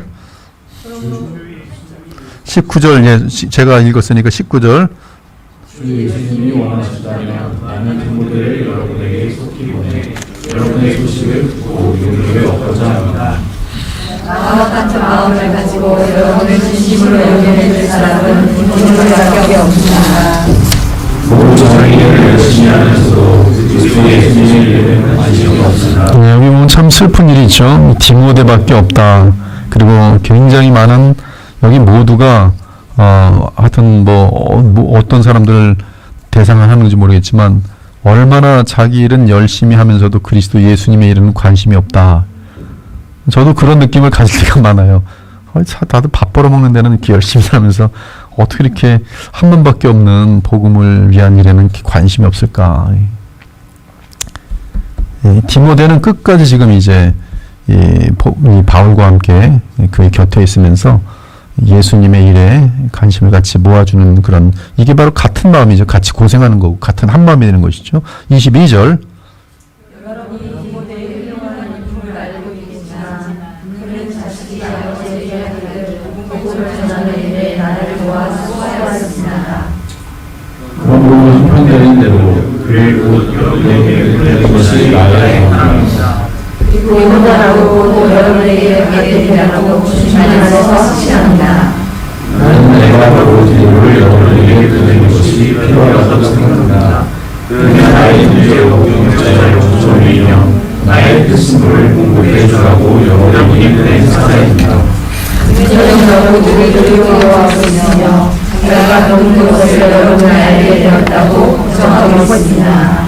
그가 돈으로 너희 주에 되었으나 하나님이 그를 불쌍히 여기시고 또 나를 불쌍히 여기셔서 나에게 승리가 겹치지 않게 하셨습니다. 그래서 내가 손으로 그를 돌려보냅니다. 여러분이 이를 다시 보게 되면 기뻐할 것이며 내 근심도 멀게 될 것입니다. 여러분이 주님 안에서 기쁨으로 그를 맞아들이고 또 그와 같은 사람들을 존경하십시오. 그는 멀리 있는 여러분을 대신하여 나를 도우려고 유언을 주시고 그리스도의 일을 하다가 죽어가는 사람입니다. 아마 여러분들도 그리스도의 일을 하다가 죽을 뻔한 사람이 있다면 아마 되게 사랑할 거예요. 참 이런 에바브로디도 같은 사람들 참 귀하죠. 이게 심층 연구인데요. 빌립보서 2장 7절에 보니 오히려 자기를 비워 종의 형체를 가지사 사람들과 같이 되셨고 개역개정 이렇게 됐는데 여기 보면 알라 헤아톤 에케노센 그렇게 돼요. 에케노센. 근데 이게 동사형은 케노스가 돼요. 여기서 그래서 게노시스 교리라는 것이 나오는데요. 게노시스. 에케노센 모르펜 둘로스 종의 형체를 라본 가지사 어떻게 자기를 비워 에케노센 자기를 계속 비우는 상태로 이렇게 돼 있어요. 그래서 이 케노라는 동사를 보면은 여러 가지 뜻이 있는데 뭘 내놓다, 내려놓다, 포기하다, 뭐 제거하다. 근데 이제 2장 7절 빌립보서 2장 7절의 용어는 taking away the prerogatives of status or position 그렇게 돼 있어요. 즉 내가 누린 어떤 특권을 잠깐 내려놓다 그런 뜻으로 돼 있어요. 그래서 신분이나 지위 특권을 빼앗는 것 또는 비우다 빼앗는다는데 이때 이제 게노시스 교리라는 것이 등장하게 됩니다. 이 에케노센 이 뜻이 무엇이냐는 뜻이죠. 이 내용은 지금 지아 윌리엄슨 그리스도의 낮아지심에서 이제 잠깐 가져온 것인데요. 이 케노시스 교리는 일단 그 지아 윌리엄슨 당시에는 이제 그 악한 교리, 이것을 오해한 교리를 게노시스 교리라고 불렀어요. 여기서 예수께서 사람이 되셨을 때 분명히 해야 하는 것이 있는데 그가 사람이 됨으로 하나님이심을 중지하지 않았다는 점이다. 그가 비록 낮아지심의 자리에 있었다 할지라도 그는 여전히 성부와 성령과 마찬가지로 본질상 동일하시며 또한 권능과 영광이 동등하셨다. 어떤 이들은 이를 바르게 깨닫지 못하고 잘못 가르침으로 심각한 오류를 범한다. 이러한 잘못된 가르침을 소위 게노시스 교리라고 부른다. 헬라어 게노시스는 빌립보서 2장 7절에 나오는 단어로서 자기를 비어로 번역된다. 이 번역을 오해하는 어떤 사람들은 그리스도가 사람이 되었을 때 그의 신적인 속성을 비었다고 주장한다. 마치 루터파가 예수께서 이 땅에 성육신 하시고 그가 성찬식에 내려오시면 하늘이 비는 것처럼 생각하는 것처럼 이 번역을 오해하는 어떤 사람들은 그리스도가 사람이 됐을 때 그의 신적인 속성을 비었다고 주장한다. 이게 지금 하나님의 영원성과 무한성에 대해서 오해하는 거예요. 여러분 무한하다는 것이 거기서 뭘 떼면은 무한함이 유한으로 바뀝니까? 이 인간의 사고가 그 하나님의 영원성과 그 무한성을 전혀 이해하지 못하는 거예요. 무한해요, 뭔가 무한해. 거기서 뭘 띄어냈어. 그러면 그 무한성이 없어지는 거예요. 영원하신 분이에요. 영원하신 분인데 거기서 시간 속에 내려오셨어요. 내려오셨더니 영원성이 갑자기 시간에 갇혔어. 그럼 그건 영원한 거 아니죠. 그러니까 신성이라는 것은 그렇게 될 수가 없는 것인데 지금 케노시스의 교리를 생각하는 사람들 예수께서 자기를 비워 신성을 잃었네. 그럼 예수님께서 이 땅에 와 있는 동안은 그는 하나님이 아닌 인간의 존재로서만 있었네. 이것이 이제 게노시스 교리가 되는 것이. 그들은 말하기를 예수께서 사람이 됐을 때 신성이 떠났거나 혹은 적어도 신적인 능력을 비웠다고 한다. 그러므로 이들의 견해에 의하면 그리스도의 낮아지심이란 그분의 신성을 자신에게서 비워 신성을 제거 또는 삭감한 것으로 의미한다. 이게 엄청난 잘못된 가르침이죠. 그러나 올바른 견해는 그리스도의 낮아지심은 그의 신적인 본성과 속성을 그에게서 삭감한 것으로 보기보다 하나님 되심에 참된 인성을 추구한 것으로 본다. 그것이 이제 성육신으로부터 그의 사람의 인자, 즉 인자로서의 그 둘째 아담으로서의 그의 사역이죠. 구속사적 사역이죠. 성육신 천하고 낮음 율법의 복종 고난을 당하심 하나님의 진노를 십자가에 당하심 그리고 죽음. 우리가 잘못된 게노시스 교리에 대해 거절한 이유는 다음과 같다. 그리스도의 신성이 가변할 수 있다는 개념을 주기 때문에 거절돼야 된다. 이것은 그냥 철학적으로도 엉터리. 하나님은 불변하세요. 그에게는 그림자도 없으시고 그는 영원하시고 무한하십니다. 그건 가변할 수 없어요. 둘째, 성경은 분명히 예수님은 낮아지심의 상태에서도 하나님이심을 가르치기 때문에 이 교리는 거절돼야 된다. 예수님은 자신이 하나님이심을 계속 증거하셨어요. 천사가 이르된 이름으로 나실 바 거룩한 이는 하나님의 아들이라 일컬어지리라. 케노시스 교리는 성육신의 신비를 해결하지 못하기 때문에 거절돼야 된다. 그들은 신성에 대한 부분을 없어진 것으로 보기 때문에 거절돼야 돼요. 물론 우리는 하나님의 제2위이신 그리스도께서 그의 신적 속성들의 어떤 감소도 없이 참사람이 되신 놀라운 사실을 충분히 이해할 수는 없다. 위격적 연합 속에서 이것을 이해할 수 없어요. 삼위일체 이해할 수 없고요. 예수님의 하나님 되심과 사람 되심 영원히 이해할 수 없습니다. 다 파악할 수 없다는 뜻이에요. 우리 주님의 낮아지심은 어떤 신성의 감소를 의미하기보다 그의 신성을 가리우심으로 이해하면 훨씬 도움이 될 것이다. 성경을 보면 예수를 만난 많은 사람들이 다 예수님이 하나님이셨음을 깨달은 것은 아니다. 또한 예수님은 메시아로서 공식사역을 시작하기 전까지는 그의 신적 권능과 영광을 한 번도 나타내지 않으심이 분명하다. 예수께서 이 첫 표적을 갈릴리 가나에서 행하여 그의 영광을 나타내심에 제자들이 그를 믿으니라. 오직 그의 사역 중에 우리 주님이 그러한 권능을 행하신 것은 아버지의 독생자로서의 영광을 사람들에게 보여주시기 위함이셨다. 예수께서는 그의 사역 속에서 자신이 하나님이심을 보여준 일도 많지만 반면에 인자로서는 바로 둘째 아담으로서 철저하게 사람으로서 성령의 도우심을 받아서 마귀의 시험을 이기는 것을 보여줍니다. 우리도 또 동일한 인간으로서 마귀의 시험을 이길 수 있는 유일한 것은 성령의 도우심이. 성령의 도우심은 합법적입니다. 그러므로 여러분이 성령 충만했을 때 마귀를 이기면 마귀가 너 성령 충만한 건 반칙이야 이렇게 할 수가 없어요. 여러분들은 성령 충만하시면 그리스도 영으로 충만하면 이미 승리하신 그리스도 영이기 때문에 승리할 수밖에 없도록 되어 있어요. 근데 예수께서도 인자로서 성령 충만하심으로 마귀의 모든 시험을 이기세요. 그러나 동시에 예수님은 위격적 연합 속에서 그의 창조주로서의 신성 또 생명을 수여하시는 분으로서의 그 특징들, 죄를 사하시는 그런 권능들을 통해서 자신이 하나님의 아들 곧 하나님이심을 그대로 노출하십니다. 예수님 말씀하셨습니다. 사람에 대한 모든 죄와 모독은 사함을 얻되 성령을 모독하는 것은 사하심을 얻지 못하겠고 누구든지 말로 인자를 거역하면 사하심을 얻되 누구든지 말로 성령을 거역하면 이 세상과 오는 세상에서도 사하심을 얻지 못하리라. 인자는 인성에 대한 둘째 아담으로서의 대표고 이 성령을 모독하는 것은 바로 하나님을 모독하는 것이기 때문에 이 성령은 바로 예수님의 그 사역을 통해서 나타났는데 예수님이 하시는 사역을 바알세불 즉 귀신의 왕의 힘으로 한다 했을 때 그것은 곧바로 성령이 하시는 일에 대해서 귀신이 하는 일로 모독하는 거기 때문에 그것은 성령 모독죄가 되고 그것은 그 상태로는 이제 영원한 용서를 받을 수가 없는 그런 상태가 되는 것이. 어떤 이는 그리스도의 낮아지심의 신비를 다음과 같은 말로 표현했는데 우리는 이 중요한 주제에 대하여 그의 말을 인용함으로 결론을 낼 수 있다. 그는 하나님이심을 유지하시면서 참 사람이 되셨다. 그의 사역 기간 내내 그는 여전히 참 하나님이시면서 둘째 아담 인자로서 우리의 구속을 이루셨다. 이렇게 보면 되겠어요. 이 짧은 표현은 과거 기독교사에서 그리스도의 낮아짐과 관련한 대부분의 오류에서 피할 수 있는 진리를 알려준다. 충분히 이해했죠? 여러분들 충분히 이해한 것으로 보고 빌립보 3장 요약 2장에서는 육체의 할례와 같은 것에 큰 신뢰를 두는 자들에 대해 주의할 것을 권하고 있다. 육체의 할례는 유대 율법주의자들을 대표합니다. 유대 율법주의. 율법을 지켜서 구원을 얻자 이 주예요. 율법을 자기네들 지켜서 완전한 의를 이루어 구원을 얻자.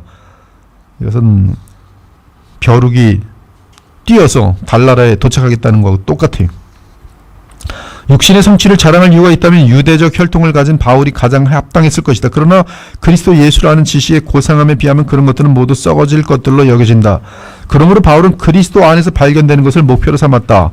곧 예수에 대한 믿음으로 말미암은 의를 얻고 그분과 그분의 부활의 능력을 알고 심지어 그분이 고난에 동참하여 어떻게든 죽은 자 가운데서 부활에 이르기를 원했다. 지금 이 내용은 칭의를 받은 자들이 무엇을 향하여 달려갈지에 대한 정확한 내용을 빌립보서 3장에 담고 있어요. 우리 대부분은 지금 이 칭의에서 멈춰버리고 예수님이 나를 위해 죽으셨다는 데서 끝나버립니다. 그러나 바울은 부활의 능력이라는 부분을 굉장히 끄집어내면서 계속 그것은 진행형이다. 달려가고 있다. 그리고 그 영광에 이르기를 원한다. 계속 강조하고 있어요. 바울은 계속 전진한 자신의 태도를 설명하며 모든 이가 자신과 같은 길을 걷도록 권면한다. 그리스도의 십자가를 원수로 삼고 육신의 욕망을 마음의 중심이자 참된 신으로 삼은 자들이 많다는 현실을 고려할 때 이러한 권면은 필요하다. 그러나 그리스도인들은 자신의 참된 시민권이 하늘에 있음을 기억해야 한다.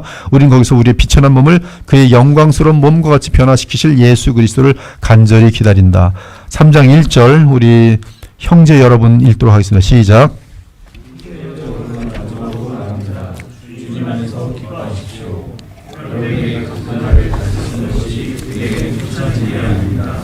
이렇게 하는 것이 오히려 여러분에게 안전합니다. 우리를 외워 하나님과 주시옵소서. 가증하는 이에게 같은 자들을 주여 주시옵소서. 예, 개 같은 자들. 뭐 원어를 봐도 마찬가지고요. 뭐 개역개정도 이렇게 번역해 놓고요. 참 이게 하나님의 복음인 척하면서 하나님 복음을 가린 자들을 가장 싫어하는, 그 당시 개는 이 유대인의 사회 속에서 개는 정말로 악하고 더럽고 그냥 천박하고 그런 대상이었거든요. 이런 개 같은 자들을 주의하십시오. 여러분 주의하십시오. 이런 사람들. 이단들 조심하고 율법주의자들 조심하고. 율법주의는 자기의거든요. 자기의. 자기가 제일 무섭습니다. 자기의는 굉장히 결국 자기를 드러내는 거거든요. 자기의, 내가 얼마나 선한 사람인데. 그러니까 자기가 얼마나 하나님 앞에서 악한 사람인 줄 알아야지 십자가를 의지하게 되는데, 예수님을 의지하게 되는데, 자기의가 많은 사람들은 예수님은 그냥 하나의 나의 샘플? 이 정도만 놓고 좀 닮아가는 듯하면, 인간의 힘으로 닮아가는 듯하면 우쭐해지는 것이죠. 그러니까 거긴 성령의 역사가 나타날 수가 없어요. 그러니까 중세시대 이 수도승들이 다 자기의예요. 아침부터 도 닦게 하는 것이죠. 근데 수도승들이나 하는 짓이나 뭐 정말 세상에서 도인들이 하는 짓이나 거의 비슷해요. 다 자기의. 도인들도 보면 경제 이런 것 같으면 수염 이렇게 키우고 아주 뭐 말도 멋있게 하고 그러지만 아무것도 없습니다. 돌머리밖에 없어요. 지혜 있는 것은 하나님의 말씀밖에 없습니다. 성령의 역사 외에는 아무것도 없어요. 3절 시작. 그리스도의 이름을 전하며 육적인 것을 신뢰하지 않는 우리가 참한 자를 받는 사람입니다. 사실 나도 육적인 것을 신뢰할 수 있습니다. 만일 다른 사람이 육적인 것을 신뢰할 만한 이유가 있다고 생각한다면 나는 더욱 그렇습니다. 지금 바울은 지금 자기의 육적인 것을 자랑하려고 하는 것이 아니라 그걸 신뢰하는 자들에 대해서 내가 이것을 얼마나 가소롭게 여기는지에 대한 증거를 대기 위해서 이 얘기하고 있는 것이요. 5절. 나는 태어난 지 8일 만에 하늘을 받았고 베냐민 지파에 속한 순수한 이스라엘 사람이며 히브리인 중에 히브리인이다. 그리고 율법을 철저히 지키는 바리새인이고 교회를 강대하기까지 하나님을 가졌으며 율법의 기초가 올라와도 공이 없는 사람이었습니다. 그러나 우리의 일어나는 그 모든 것을 나는 그리스도를 위해 다 배우려했습니다. 더구나 내가 모든 것을 해오려는 것은 내 주 그리스도 예수님을 아는 지식이 훨씬 더 자세하기 때문입니다. 나는 그리스도를 위해 모든 것을 잃어버렸습니다. 내가 그 모든 것을 쓰레기처럼 여기는 것은 그리스도를 아마 이 시대의 교회는 지금 7절, 8절, 9절을 읽을 때도 그러나 내게 유익하던 그 모든 것을 나는 하나님을 위해 다 해로 여겼습니다. 더구나 내가 이 모든 것을 해로 여기는 것은 내 하나님을 위해 계속 그리스도는 없어요. 신기하죠? 근데 지금 바울은 그렇게 안 하잖아요. 내가 유익하던 모든 것을 나는 그리스도를 위해. 더구나 내가 모든 것을 해로 여기는 내 주 그리스도 예수만 아는 지식이 훨씬 더 가치 있기 때문입니다. 나는 그리스도를 위해 모든 것을 잃어버렸습니다. 한번 잘 보세요. 여러분의 말투도 바꾸셔야 돼요. 그리스도의 보혈교회에 다니면 그리스도로 다 바꿔야 돼요. 하나님을 안 불러서 하나님을 섭섭할 것이다 착각하지 마세요. 하나님의 뜻은 그리스도를 우리가 높이는 거예요. 그분과 완전히 하나가 되기 위한 것입니다. 누구? 그리스도를 얻고 그분 누구예요? 그리스도. 근데 우리는 그리스도를 빼고 하나님을 얻고 하나님과 하나가 된다는 거예요. 그리스도를 빠지고 나서 하나님과 하나 되는 것은 곧바로 이게 이만희가 될 수 있는 거예요. 그리스도가 없는 하나 되면 그거는 있을 수가 없는 것이고, 나는 그리스도를 위해 모든 것을 이루었습니다. 내가 그 모든 것을 쓰레기처럼 여기는 그리스도를 얻고 그분과 완전히 하나가 되기 위한 것입니다. 이제 나는 율법을 지켜서 내 스스로 의롭게 된 것이 아니라 그리스도를 믿음으로 의롭게 됐어요. 지금은 이것도 하나님을 믿음으로 의롭게 됐어요. 심지어 그리스도 없어. 하나님을 믿음으로다. 하나님 믿음이 나쁘다는 게 아니라 그리스도를 빠뜨린 믿음이란 그 말 자체가 인간 속에서는 이게 복음이 형성되지가 않는 것이, 복음적 사고가 형성되지 않으니까 결국 복음적인 사고가 형성되지 않은 가운데서 그에게 그리스도로 말미암는, 살아계신 그리스도로 말미암는 그분과 인격적 교통으로 말미암는 이 거룩의 능력들이, 부활의 능력들이 나타나지 않는다는 거예요. 그것이 이 시대의 교회의 복음을 잃어가는 모습들이에요. 그리고 하나님으로 통일돼요. 부처 니들도 뭐 하나님 없다 그런 줄 알았더니 뭐 신의 존재에 대해서 의식하고 있는 거야. 그러면 뭐 그런 거 같기도 한데 뭐 이렇게 하면 그러면 우린 다 같이 하나야. 가톨릭도 하나고 불교들도 너희들도 신의식이 있는 거야. 우리도 신 창조주가 있다고 좀 느끼는 것 같아요. 그럼 다 우리는 하나야. 단 하나 없는 게 있어. 이슬람도 마찬가지다. 그리스도는 신이 아니고 하나님도 아니고 그냥 그리스도는 선지자야. 그럼 이슬람이 우리도 하나야. 제가 미시간에 살 때 교회 연합회라는 데가 뭘 했냐면 거기 그 이슬람 사람들하고 예배를 같이 드려요. 우리는 지역에서 하나가 되는 교회다. 이슬람 사람들 초청해갖고 같이 밥 같이 나눠 먹고 이슬람 사람들하고 얘기하는데 절대로 거기서 예수, 주 그거 나오면 안 돼요. 그냥 주만 나와요. 주께서.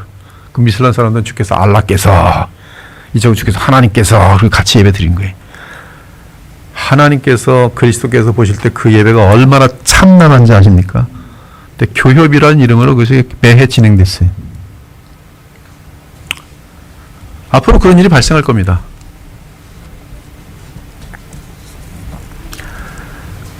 구절, 나는 율법을 지켜서 내 스스로 의롭게 된 것이 아니라 그리스도를 믿음으로 의롭게 되었습니다. 이유는 어디까지나 믿음의 근거시며 하나님이 주신 것입니다. 그리스도 안에서 주신 것이. 내가 원하는 것은 그리스도를 바로 알고, 이 그리스도 누굽니까? 십자가에서 나를 위해 성령하시고 부활하여 살아계신 우리 주 예수 그리스도인.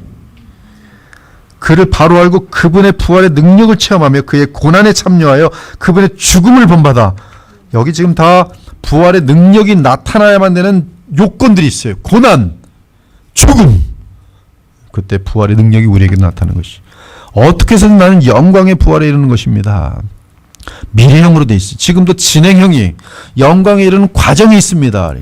내가 이 모든 것을 이미 얻었다는 것도 아니며 완전해졌다는 것도 아닙니다. 다만 그리스도 예수님이 나를 위해 마련하신 상을 받으려고 계속 달려가고 있습니다. 어떤 상? 예수님을 온전히 담는 상. 어떤 상? 하나님의 나라를 위해 수고한 대로 갚아주시는 하나님의 공의로운 상. 멸류관. 형제 여러분, 나는 그것을 이미 얻었다고 생각하지 않습니다. 그러나 한 가지 일만은 분명히 하고 있습니다. 즉 뒤에 있는 것은 잊어버리고 앞에 있는 것을 잡으려고. 여러분 지금도 마찬가지예요. 과거는 그냥 잊어버리시면 돼요. 지금부터 달려가면 됩니다. 그리스도 예수님 안에서, 그리스도 예수님 안에서, 그리스도 예수님 안에서 하나님이 위해서 나를 부르신 부름의 상을 얻으려고 목표를 향해 달려가고 있습니다. 절대로 바울은 그리스도 예수님을 놓치지 않아요. 그러므로 믿음이 성숙한 사람들은 모두 이와 같은 생각으로 살아야 합니다. 만일 여러분이 나와 다른 생각을 가지고 있다면 하나님은 그것도 분명히 바로 가르쳐 주실 것입니다. 우리가 어느 정도의 수준에 도달했든지 영적으로, 예수님을 닮는 성품적으로 지금까지 따른 법칙을 따라 살 때만이 계속 성장할 수 있는 거예요. 그 법칙이 뭡니까? 고난, 죽음. 즉 나의 옛사람을 십자가에 못 박아 죽여야 돼요. 가장 낮은 곳으로 내려가서 섬겨야 돼요. 그렇죠? 영광의 부활의 생명으로 성령을 따라 살아야 돼. 그 법칙이, 생명의 성령의 법칙이. 그때만이 영광에 이르는 그 길을 걷고 있는 것이죠. 형제 여러분, 여러분은 나를 본받으십시오. 이건 이상 사람들은, 또 아직 성경을 못 보는 사람들은 바울의 교만을 보라. 이게 교만이 아니죠. 지금 내가 나를 부인하는 것처럼 이 법칙에 살고 있는 나를 보십시오. 내가 이렇게 법칙에 살아갈 때 복음의 능력이 나타난 것을 저는 확증하며 여러분에게 증거합니다. 그러므로 내가 살아가는 이 낮아짐의 법칙, 고난의 법칙, 그리고 살아계신 영광의 부활과 부활의 그리스도와 연합하는 법칙, 나를 본받으십시오. 그리고 우리를 본받아 생활하는 사람들을 지켜보십시오. 그들도 변화되고 있다는 거예요. 계속 해마다 분명히 예수님을 닮아가는 모습. 그로 하여금 선한 의의 열매들이 맺히는 모습들. 그런데 이제 이와 반대로 행하는 신자들이 있어요. 바울은 눈물을 흘립니다. 네, 이러한 신자들이 교회 내에도 얼마든지 있을 수 있어요. 그것은 그리스도의 십자가의 원수로 살고 있는 거예요. 낮아지기보다는 높아지려 하고, 거룩하기보다는 음란한 것을 합리화시키려고 하고, 사랑보다는 증오로 가득 차고. 여러분, 내가 여러 번 말했고 이제도 눈물을 흘리며 말하지만 많은 사람들이 그리스도의 십자가의 원수로 살고 있습니다. 그들의 마지막은 멸망입니다. 그들의 특징을 말합니다. 그들은 육체의 욕망을 자기들의 신으로 삼고 수치를 영광으로 알며 세상적인 일만 생각합니다. 그들은 하늘을 생각하지 않습니다. 그리스도를 생각하지 않습니다. 그리스도의 낮아짐을 생각하지 않습니다. 십자가를 생각하지 않습니다. 우리의 시민권은 하늘에 있습니다. 그리고 우리는 우리의 구주이신 주 예수 그리스도께서 그곳에서 다시 오실 것을 기다리고 있습니다. 그분이 오시면 모든 것을 자기에게 복종시킬 수 있는 그 능력으로 우리의 천한 몸을 변화시켜 자기의 영광스러운 몸과 같게 하실 것입니다. 다음번에 계속 빌립보서 4장하고 골로새 바로 건너가겠습니다. 기도하고 마치겠습니다. 주 하나님, 오늘도 감사합니다. 추석이 진행되고 있는데 귀한 주의 백성들 말씀을 사모해서 이 정말 시간을 따로 구별하여서 오늘도 이 자리에 나와서 바울의 글들을 묵상하며 거룩한 마음과 또 하나님 나라의 소망을 갖게 하시니 진심으로 감사합니다. 그리스도 없이는 우리가 아무것도 될 수 없고 오류에 빠질 수밖에 없음을, 교만 가운데 빠질 수밖에 없음을 알려주신 것을 감사합니다. 저희들로 하여금 그리스도의 마음을 본받아서 항상 섬기는 자리에 있게 하시고 낮아지는 자리에 있게 하시고 또 거룩한 성결한 삶을 위해서 온 마음을 다하며 그리스도를 의지하는 하나님의 백성들 다 될 수 있도록 도와주시옵소서. 돌아가시는 발걸음에 함께 해주시고 이제 또 한 주간 또 추석과 함께 진행될 때 가정에서도 이 말씀을 계속 붙들면서 섬기는 자로서 가정의 화평을 가져다 줄 수 있는 주님의 모든 제자들 다 될 수 있도록 인도하여 주시옵소서. 주의 성령으로 말씀과 함께 하시길 간절히 부탁드리며 살아계신 우리 주 예수 그리스도의 이름으로 기도 올렸나이다. 아멘.